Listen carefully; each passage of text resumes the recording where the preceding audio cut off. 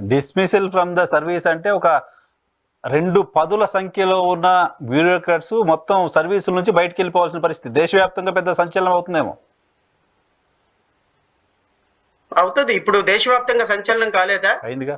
ఒక IPS officer తీసుకొచ్చి రఘురామకృష్ణరాజు గారిని కొట్టిన సందర్భంలో ఒక ముఖ్యమంత్రికి వీడియో కెమెరా చూపించారు అని ముఖ్యమంత్రి మీద 307 కట్టిన ఇన్సిడెంట్ మన రాష్ట్రంలో జరిగినప్పుడు నాకు తెలిసి ఏ రాష్ట్రంలో అది జరగలా ఇప్పటి వరకు.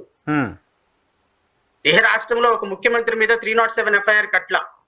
ఎఫ్ఐఆర్ అయిందా? జగన్మోహన్ రెడ్డి గారు అయింది కదా, కంప్లైంట్ అయితే చేశారు రఘురామకృష్ణరాజు గారు గుంటూరులో. ఎఫ్ఐఆర్ చూడలేదా మీరు? నేను చూడలేదు సార్. ఎఫ్ఐఆర్ నాకు కంప్లైంట్ చేసిన మాత్రం ఫాలో అయ్యాను, తర్వాత ఎఫ్ఐఆర్ అయిన చూడలా. ఎఫ్ఐఆర్ చేశారా? On what basis? Because he is also a part and parcel of the conspiracy. Okay. రఘురామకృష్ణరాజుని తీసుకొచ్చి కొట్టే విషయంలో పాల్ గారు, ఆయన మాజీ డిఎస్పీ, ఒక అతను special officer Paul, Sunil Kumar, Jaganmohan Reddy, is also a part and parcel. A2, it seems A2 or A3. Jaganmohan Reddy మీద కూడా 307 కేసు ఉంది. I have seen. సో ఆ ఎఫ్ఐఆర్ కాపీ. అయితే ఇంత ఎక్స్ట్రీమ్ గా వెళ్ళిన ఒక ఇన్సిడెంట్ మిగతా రాష్ట్రాల్లో లేనప్పుడు రేపొద్దున ఒక డిఎస్పీ, ఒక ఎస్పీని, ఒక డీజీని, లేకపోతే ఒక ఇంకొకరిని టర్మినేషన్ చేసినో డిస్మిస్ ఫ్రమ్ సర్వీస్ చేస్తే, సస్పెండ్ చేస్తే దానికి ఏముంది? ఎలిగేషన్స్ ప్రూవ్ చేసుకోవడానికి 5 ఏళ్ళు పడుతుంది. వీళ్ళ జీవితకాలం సరిపోదు వీళ్ళు పెట్టిన ఎలిగేషన్స్.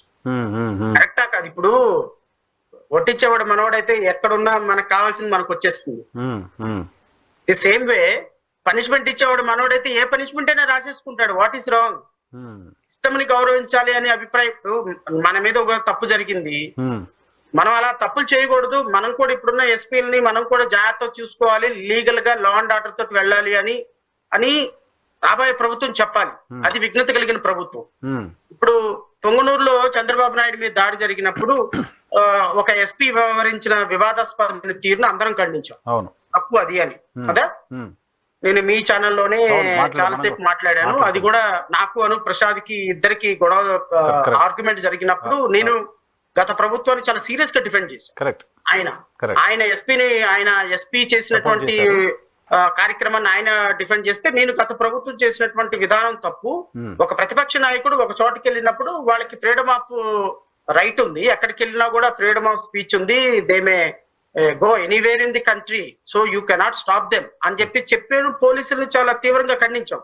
సిమిలర్ గా నేను ఇప్పుడు కూడా చెప్తున్నా, ఒక మాజీ ఎంపీ ఒక ఎగ్జిస్టింగ్ ఎంపీని వెళ్ళి కలిసినప్పుడు మీరు వెళ్ళి వాళ్ళ మీద దాడి చేసిన వెంటనే మీరు వాళ్ళ మీద ఎఫ్ఐఆర్ కట్టే పరిస్థితిలో ఒక ఎస్పీ ఉంటే గత ప్రభుత్వానికి మీ ప్రభుత్వానికి కంపారిజన్ ఎక్కడుంది?